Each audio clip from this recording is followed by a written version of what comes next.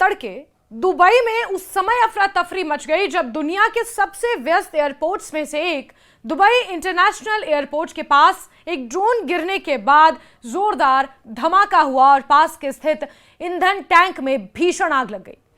इस घटना ने पूरे खाड़ी क्षेत्र में सुरक्षा को लेकर गंभीर सवाल खड़े कर दिए हैं, क्योंकि पिछले कुछ हफ्तों में मिडिल ईस्ट में चल रही जंग का असर अब सीधे दुबई तक पहुंचता दिख रहा है।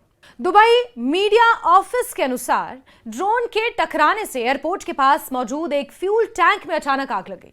आग की लपटें इतनी तेज थीं कि आसमान में काला धुआं दूर दूर तक दिखाई देने लगा। सोशल मीडिया पर वायरल वीडियो में यह साफ देखा गया कि रात के अंधेरे में आग का बड़ा गोला उठ रहा है और आसपास के इलाकों में अफरा तफरी का माहौल बन चुका है। राहत की बात यह रही कि शुरुआती रिपोर्ट्स के अनुसार इस घटना में किसी के जख्मी होने की खबर नहीं मिली है, लेकिन एयरपोर्ट के आसपास सुरक्षा एजेंसियों को तुरंत अलर्ट पर रख दिया गया है और दुबई सिविल डिफेंस की टीमें आग पर काबू पाने के लिए मौके पर पहुंच गई हैं। धमाके के बाद दुबई में हड़कंप मच गया है।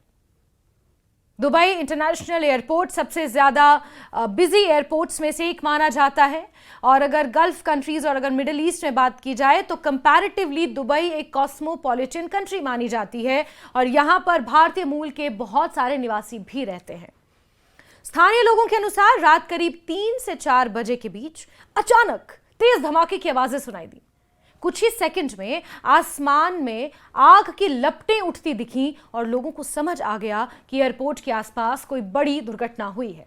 दुबई के अधिकारियों ने यह बताया कि एक ड्रोन इंसिडेंट था जिसमें एक ड्रोन आकर फ्यूल टैंक से टकरा गया।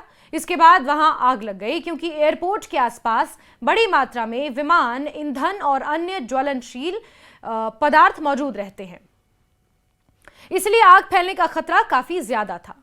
इसी वजह से फायर ब्रिगेड और इमरजेंसी टीमों को तुरंत बुला लिया गया।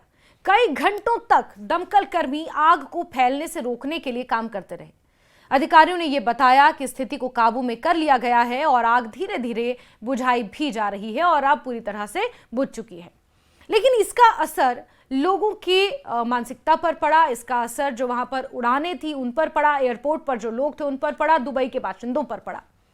सबसे ज्यादा असर दुबई की उड़ानों पर पड़ा है। इस हमले का असर हवाई यातायात पर भी पड़ा। सुरक्षा कारणों से एयरपोर्ट पर कुछ समय के लिए फ्लाइट ऑपरेशन को प्रभावित भी करना पड़ा, यानी कि रोक देना पड़ा या उसे आगे पोस्टपोन कर देना पड़ा।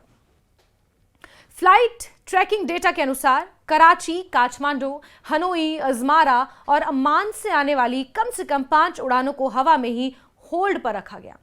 यात्रियों को उतरने की अनुमति तब तक नहीं दी गई जब तक एयरपोर्ट के आसपास की स्थिति सुरक्षित घोषित नहीं कर दी गई। तो आप अंदाजा लगाइए कि सिचुएशन कितनी ज्यादा पैनिक वाली हो गई। कुछ यात्रियों को हवा में ही कुछ घंटे होल्ड पर रखा गया, उसमें बच्चे भी होंगे, बुजुर्ग भी होंगे, कुछ महिलाएं भी होंगी।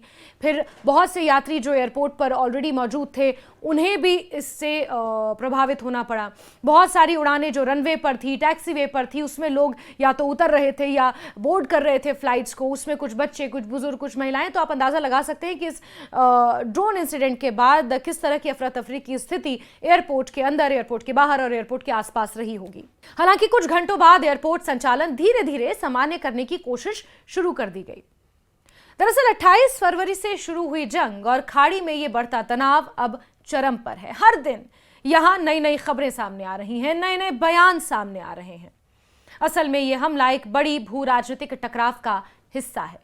28 फरवरी 2026 को अमेरिका और इजराइल ने जिस तरह ईरान के सैन्य और परमाणु ठिकानों पर हमले के बाद मिडिल ईस्ट में यह बड़ा संघर्ष एक तरह से शुरू किया है। इसके बाद ईरान ने जवाबी कार्रवाई में पूरे खाड़ी क्षेत्र में अमेरिकी और उसके सहयोगियों के ठिकानों को निशाना बनाना शुरू कर दिया है। मिडिल ईस्ट में, पश्चिम एशिया में अगर बात की जाए तो अमेरिकी सैन्य ठिकाने बहुत ज्यादा मात्रा में हैं और ऐसे में ईरान इन्हीं अमेरिकी सैन्य ठिकानों को निशाना बनाने के लिए इस तरह के अटैक्स कर रहा है। इस युद्ध के दौरान ईरान ने केवल सैन्य ठिकानों को नहीं बल्कि ऊर्जा और ट्रांसपोर्ट से जुड़ी महत्वपूर्ण सुविधाओं को भी निशाना बनाया है। एयरपोर्ट, तेल भंडारण टर्मिनल, बंदरगाह जैसे स्थानों पर ड्रोन और मिसाइल हमले ईरान द्वारा लगातार किए जा रहे हैं। ईरान डटकर मुकाबला कर रहा है। लेकिन दुबई पर आखिर निशाना क्यों साधा गया, सब इस पर सवाल पूछ रहे हैं। 28 फरवरी से अब तक दुबई पर बहुत हमले हुए हैं। अगर केवल दुबई और उसके आसपास के इलाकों की बात करें तो युद्ध शुरू होने के बाद अब तक कई बार हमले की कोशिशें दुबई में हो चुकी हैं। सबसे पहला बड़ा हमला 1 मार्च के आसपास हुआ, जब ड्रोन या मिसाइल के मलबे के कारण एयरपोर्ट क्षेत्र में ही आग लग गई थी और कुछ कर्मचारियों को चोटें भी उस दौरान आई थी। इसके बाद 7 मार्च को मिसाइल और ड्रोन की एक बड़ी बौछार खाड़ी देशों की ओर भेजी गई, जिसमें दुबई के एयरपोर्ट्स को भी अलर्ट पर रखा गया और कुछ समय के लिए ऑपरेशन रोकना पड़ा। 11 मार्च को फिर 2 ड्रोन दुबई एयरपोर्ट के पास गिरे। इस घटना में 4 लोग जख्मी हुए और एयरपोर्ट के आसपास सुरक्षा बढ़ा दी गई। और अब 16 मार्च को हुआ यह ताजा हमला, जिसमें ड्रोन सीधे फ्यूल टैंक से टकरा गया और यहां पर भारी मात्रा में आग लग गई। इस तरह अगर प्रमुख घटनाओं को गिना जाए तो 28 फरवरी के बाद से दुबई या उसके एयरपोर्ट क्षेत्र के आसपास कम से कम 4 से 5 बड़े हमले की घटनाएं सामने आ चुकी है। वहीं पूरे यूएई यानी यूनाइटेड अरब एमिरेट्स पर हमलों की संख्या कहीं ज्यादा है। सिर्फ दुबई ही नहीं बल्कि पूरे संयुक्त अरब अमीरात में हमलों की संख्या इससे कहीं ज्यादा है। यूएई के रक्षा मंत्रालय के अनुसार युद्ध शुरू होने के बाद अब तक देश की ओर 200 से ज्यादा बैलिस्टिक मिसाइल्स और 1400 से ज्यादा ड्रोन्स दागे जा चुके हैं, जिसमें से अधिकांश को एयर डिफेंस सिस्टम ने रास्ते में ही नष्ट कर दिया है, यानी इंटरसेप्ट कर दिया। फिर भी कुछ ड्रोन या मलबा जमीन पर गिरने से कई जगह आग और नुकसान की घटनाएं हुई हैं। ईरान दुबई को बार बार क्यों निशाना बना रहा है, ये भी महत्वपूर्ण सवाल लोगों के जहन में है। सबसे बड़ा सवाल यही है कि ईरान दुबई को आखिर बार बार क्यों इस तरह से दुबई के ऊपर अटैक कर रहा है। इसके पीछे कई कारण बताए जा रहे हैं। पहला कारण यह है कि संयुक्त अरब अमीरात को अमेरिका का करीबी सहयोगी माना जाता है। खाड़ी क्षेत्र में कई जगह अमेरिकी सैनिक और सैन्य सुविधाएं मौजूद हैं। ईरान का आरोप है कि इन ठिकानों का इस्तेमाल उसके खिलाफ हमलों के लिए किया जा रहा है। दूसरा कारण रणनीतिक है। दुबई मिडिल ईस्ट का सबसे बड़ा व्यापारिक और ट्रांसपोर्ट हब है, सबसे पॉपुलर है। यहां का एयरपोर्ट दुनिया के सबसे व्यस्त अंतर्राष्ट्रीय एयरपोर्टों में से एक है। कॉस्मोपॉलिटन कंट्री है। यहां से रोज हजारों लोग यात्रा करते हैं, घूमने फिरने आते हैं। यहां से सबसे बड़ा ट्रांसपोर्ट का जो जरिया है यहां से है। अगर यहां अस्थिरता पैदा होती है तो उसका असर वैश्विक व्यापार और यात्रा पर पड़ता है। तीसरा कारण मनोवैज्ञानिक दबाव है। दुबई को सुरक्षित और स्थिर शहर माना जाता है। बहुत सेफ है दुबई, लोग ऐसा कहते हैं। ऐसे शहर में हमला होने से पूरे क्षेत्र में भय और असुरक्षा की भावना बढ़ जाती है। यानी कि मिडिल ईस्ट का सबसे सेफ, सबसे इंटरेस्टिंग, सबसे सुंदर कंट्री माने जाने वाला यूएई, अगर वहां पर इस तरह के हमले होते हैं तो फिर लोगों के मनोविज्ञान पर इसका असर पड़ता है। लोगों की साइकोलॉजी इससे धीरे धीरे बदलने लगती है। ये ईरान कहीं ना कहीं चाहता है। तेल और ऊर्जा ठिकाने भी निशाना बनाए जा रहे हैं। हाल ही के हमलों में एक और पैटर्न सामने आया। ईरान अक्सर उन जगहों को निशाना बना रहा है जहां तेल भंडारण, ऊर्जा टर्मिनल या बंदरगाह मौजूद हैं।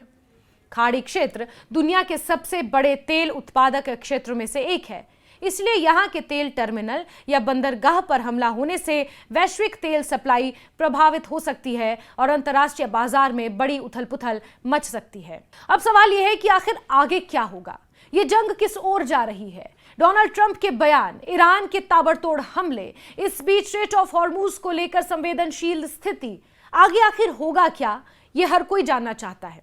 इस बीच विशेषज्ञों का मानना है कि अगर अमेरिका, इजराइल और ईरान के बीच तनाव कम नहीं हुआ तो खाड़ी क्षेत्र में इस तरह के हमले जारी रह सकते हैं। दुबई, अबू धाबी, दोहा, अन्य बड़े शहरों की सुविधा पहले से कहीं ज्यादा कड़ी कर दी गई है। फिलहाल दुबई एयरपोर्ट के पास लगी आग पर काबू पाने की कोशिश हुई। एयरपोर्ट संचालन को धीरे धीरे नॉर्मल किया जा रहा है, लेकिन यह घटना साफ संकेत देती है कि मिडिल ईस्ट की यह जंग अब केवल सैन्य ठिकानों तक सीमित नहीं रह गई है, बल्कि इसका असर दुनिया के सबसे बड़े नागरिक और आर्थिक केंद्रों तक पहुंच चुका है। अगर हालात इसी तरह बिगड़ते रहे तो आने वाले दिनों में दुबई और पूरे खाड़ी क्षेत्र में सुरक्षा चुनौतियां और ज्यादा बढ़ सकती हैं।